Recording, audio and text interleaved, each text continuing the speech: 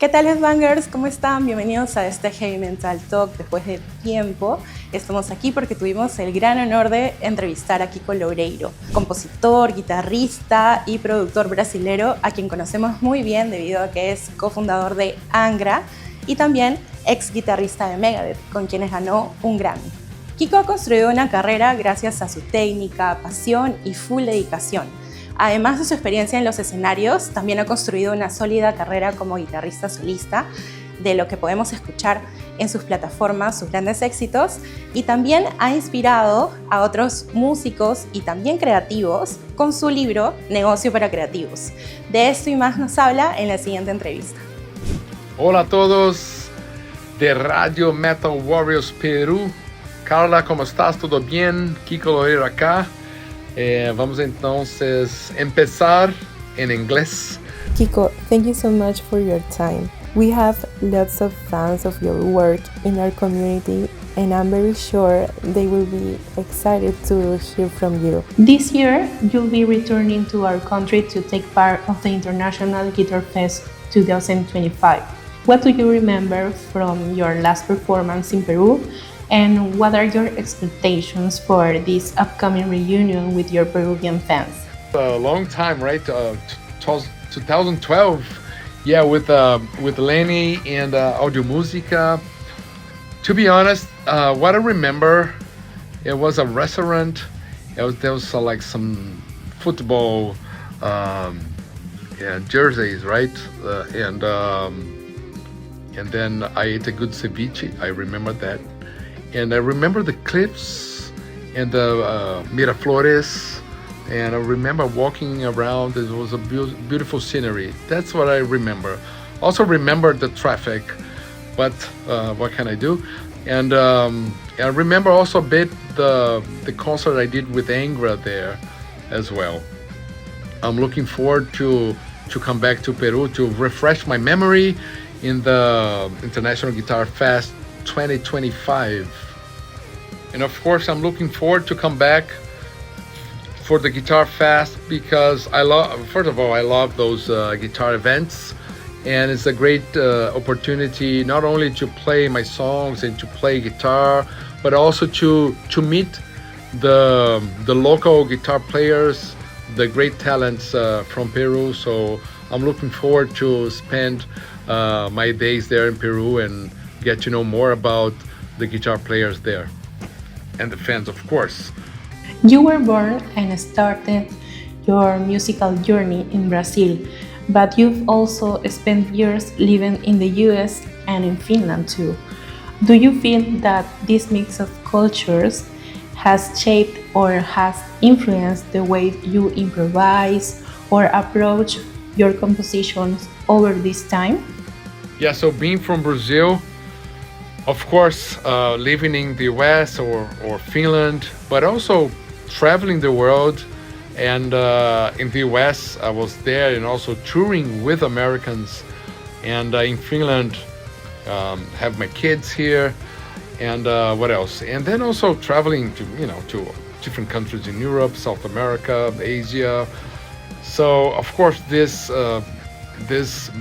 mix of cultures, they shape. And they influence me, of course. I feel that the traditional metal, the bands that I grew up listening to, they're still there. The guitarists that I grew up listening to when I was young, they still influence me. I still follow them and see what they're doing, and I still listen to those old stuff. Brazilian music is very important, I believe.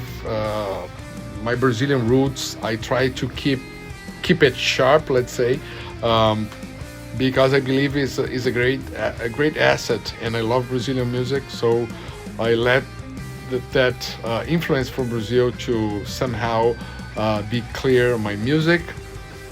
But of course, all those different cultures and countries that I visited, they somehow influence me. Finland is often seen as one of the cradles of metal, with countless artists and bands that have shaped the genre.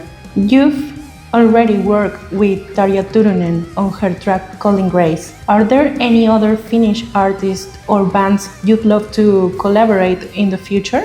Yeah, I have to say the Finland is pretty metal, right? As a country, you might be like, I don't know, just in a shopping mall and it's gonna be playing some metal, or you go into a taxi and the guy's listening to, I don't know, to Stratovarius, Yeah, my first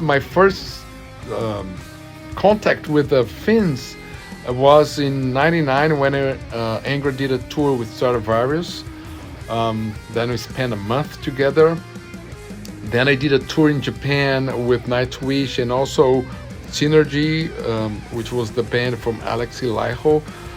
And then after Tarja Turunen, because of Nightwish, and then I recorded some acoustic guitar for her.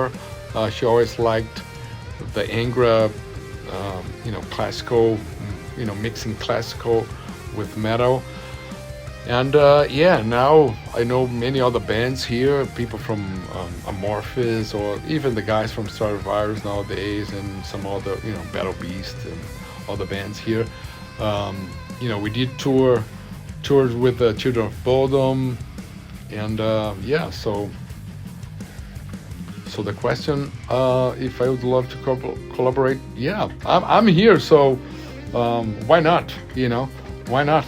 So I can collaborate with them. I had the chance to see you perform live with Megadeth at the Hell and Heaven Metal Fest in Mexico in 2018. As a guitarist, was it a challenge to bring your more melodic style into the world of thrash metal, especially compared to the power metal you played with Angra? I see music as one thing, and I know how to go a bit more thrashy, or if I want to go a bit more power metal or more melodic. I believe the chord progressions, the harmony, the styles are very similar. It's more the way, the aesthetics of how you present the music. And of course, Megadeth in the early days will be a bit more thrash than Angra, of course.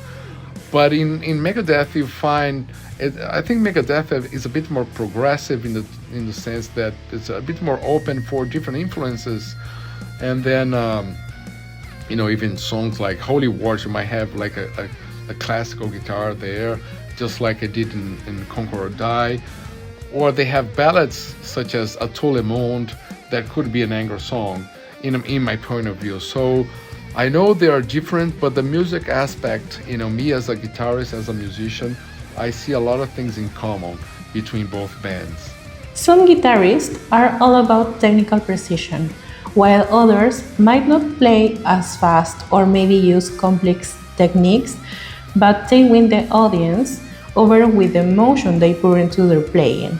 Many of your fans say that you strike a balance between the two. Would you agree with that?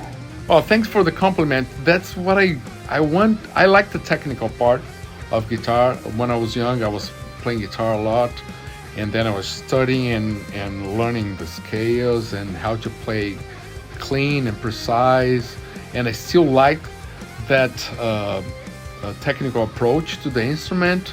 But I also like music and harmony and melodies, how to be melodic, how to write a song, structures of songs, how to record the guitar well, how to get different tones from the guitar.